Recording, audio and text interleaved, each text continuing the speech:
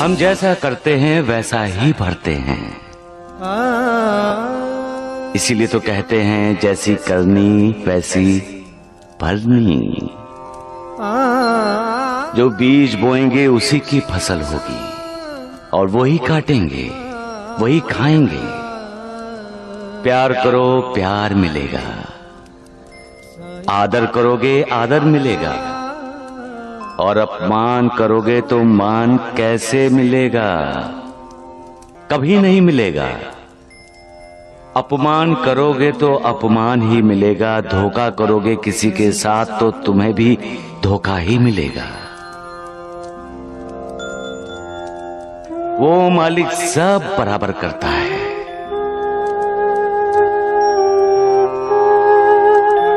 हम भूल जाते हैं कि धोखेबाजी का फल हमेशा कड़वा होता है और सच्चाई का फल हमेशा मीठा होता है।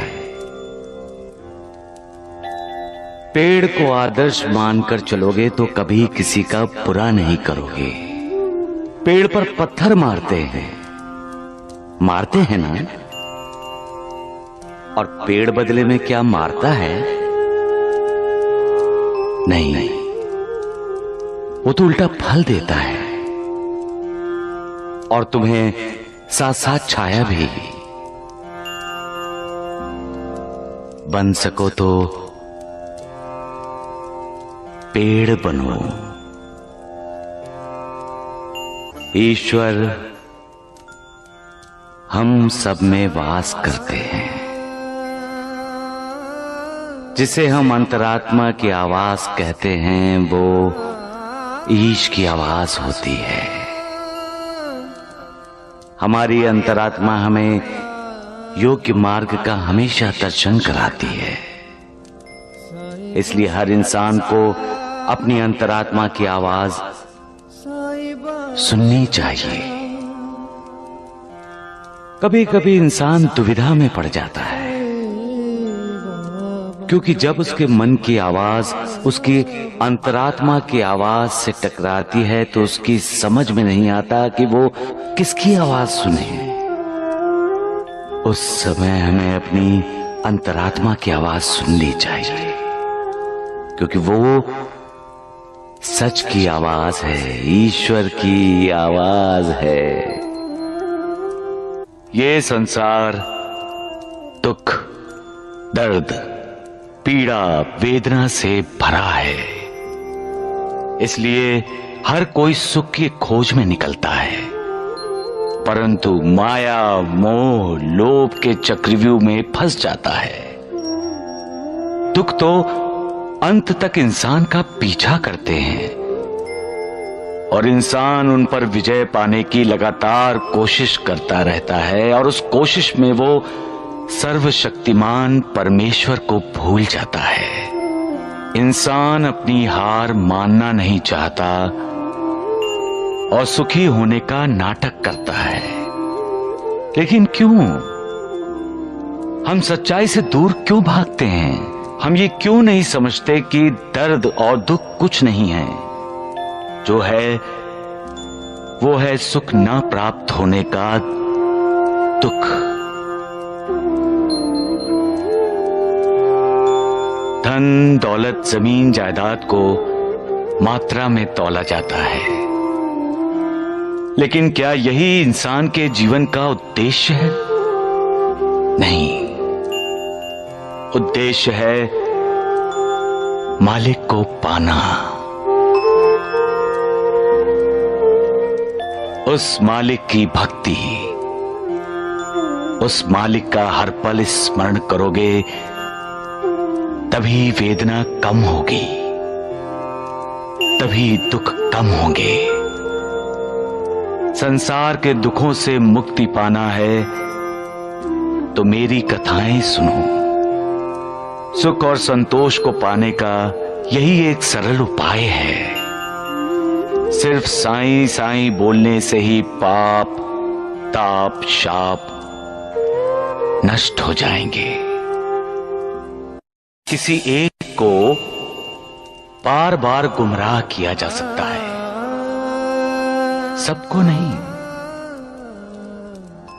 बार बार असत्य बोलकर लोगों को उसे सत्य मनवाया जा सकता है, लेकिन असत्य कभी सत्य नहीं होगा, कभी नहीं, क्योंकि असत्य सत्य पर कभी जीत नहीं सकता, जीत हासिल कर ही नहीं सकता। पेड़ पौधों को कभी तुमने किसी से ईर्ष्या करते देखा है?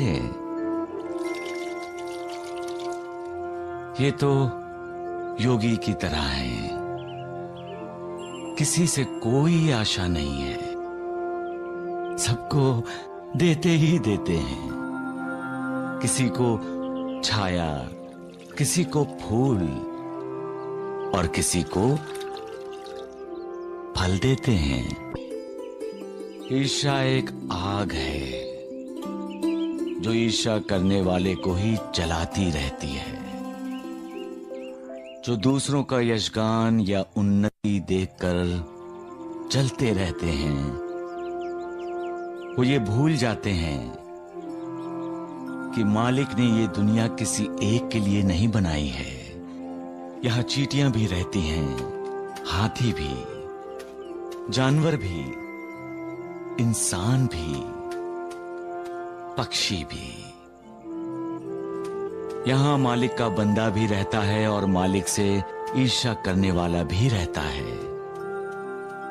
यहां हर किसी के लिए जगह है, फिर ईर्ष्या क्यों? जो दूसरों को दुख देकर उनकी पीड़ा में अपना सुख खोजता है, उसे कभी सुख नहीं मिलता है। मालिक ने दुनिया परिवर्तनशील बनाई है। यहां हर पल परिवर्तन होता है, हालात बदलते हैं, इंसान बदलता रहता है। बच्चे से जवान और जवान से बूढ़ा हो जाता है। सुख के बाद दुख और दुख के बाद सुख, यही तो चक्र है मालिक का। सुख के दिनों में मालिक को भूल जाते हो और दुख के दिनों में मालिक की याद आती है। अपने दुखों की पीड़ा कम करनी है तो सुख या दुख, किसी भी परिस्थिति में मालिक को कभी मत भूलो। मैं लोगों के आध्यात्म की उन्नति चाहता हूं। मैं लोगों को शिक्षा देता हूं, मीठा बोलने के लिए, किसी की भी निंदा ना करने के लिए, क्षमाशील होने के लिए, परोपकार करने के लिए, दान करने के लिए, भोग विलास त्यागने के लिए, अहंकार का त्याग करने के लिए और उस सर्वशक्तिमान की भक्ति करने के लिए।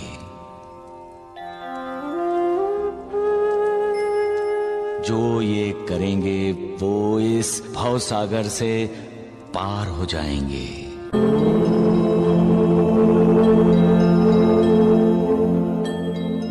सद्गुरु के आशीर्वाद और मार्गदर्शन के बिना कोई भी अपनी मंजिल नहीं पा सकता। गुरुदेव, मेरी मंजिल है लोगों को करुणा देना, उन्हें भक्ति मार्ग पर लाना। अन्याय, अनाचार, अत्याचार और अविवेक, इन चारों शत्रुओं के दमन का पाठ पढ़ाना, लोगों को दुख, दर्द, वेदना और पीड़ा से राहत दिलाना, लोगों का उद्धार करना।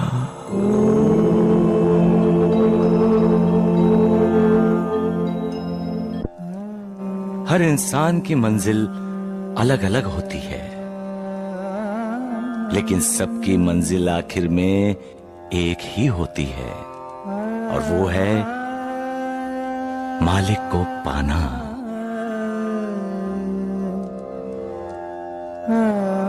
जब एक पत्नी अपने पति को परमेश्वर समझती है, अपना मालिक मानती है, तो वो औरत अपने परमेश्वर को पाने के लिए सबके मालिक, उस ईश्वर को भी चुनौती दे सकती है।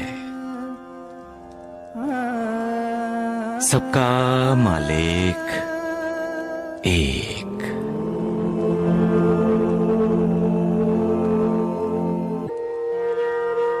सच्चाई के रास्ते पर चलने वाले सच्चे और नेक इंसान का ईश्वर खुद मार्गदर्शक बन जाता है और उन्हें उनकी मंजिल तक ले जाता है।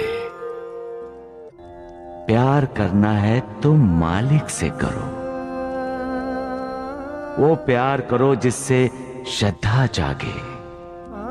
वो प्यार करो जिससे विश्वास पैदा हो। वो प्यार करो जो पुण्य दे। वो ही पुण्य तुम्हारा उद्धार करेगा। सबका मालिक एक। ये दुनिया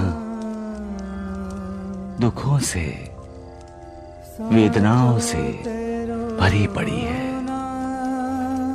जिसकी वजह से हर कोई अपने मन की शांति खो बैठा है। मैं लोगों का दुख दूर करने, उनमें प्यार और करुणा बांटने ही आया हूं। लेकिन जब अपने भक्तों की पुकार सुनकर भी उन्हें प्रतिसाद नहीं दे सकता, तो मेरा दिल बहुत दुखी होता है। जिस तरह मनुष्य शरीर धारण करने के बाद मुझे इस शरीर की मर्यादाओं का पालन करना पड़ता है, उसी तरह हर इंसान को अपने कर्मों का फल भी भुगतना पड़ता है। कर्म भले हों या बुरे, उसका फल इंसान को मिलता ही है। मेरे भक्तों को भी अपने कर्मों का फल भोगना ही पड़ेगा। उसके बाद जब इंसान पूरी तरह से भगवान की शरण में जाता है, तभी तो उसका उद्धार होता है। लेकिन तब तक उनकी पीड़ा को देखकर मेरा मन बहुत उदास हो जाता है। जो लोग भगवान से नाराज हैं या उन पर क्रोध करते हैं, उन्हें भगवान की लीला का पता ही नहीं है। उन्हें दोष अपने आप को देना चाहिए, अपने कर्मों को देना चाहिए, भगवान को नहीं। भगवान का अपना कानून है, कर्म करो और उसका फल भुगतो। अच्छे कर्म का अच्छा फल, बुरे कर्म का बुरा फल। जो मुझसे अत्यधिक प्रेम करता है, जिसके लिए मेरे बिना सारा संसार सूना है, वो सदैव मेरे दर्शन पाता है। जो सदैव मेरा लीला गान करता है, जो लगातार मेरा ध्यान, स्मरण और मेरा ही नाम जपता है, और जो पूर्ण रूप से मेरी शरण में आता है, अपने ऊपर उसका ये ऋण मैं उसे मुक्ति देकर चुका देता हूं। जो मेरा चिंतन करता है और मेरा प्रेम ही जिसकी भूख प्यास है, जो मुझे सबसे पहले अर्पित किए बिना कुछ भी नहीं खाता, मैं उसके अधीन हूं। जो इस प्रकार मेरी शरण में आता है, वो मुझसे मिलकर उसी तरह से एकाकार हो जाता है जिस प्रकार नदियां समुद्र से मिलकर एकाकार हो जाती हैं। इसलिए अपना अहंकार त्याग कर अपने आप को मुझे समर्पित कर दो।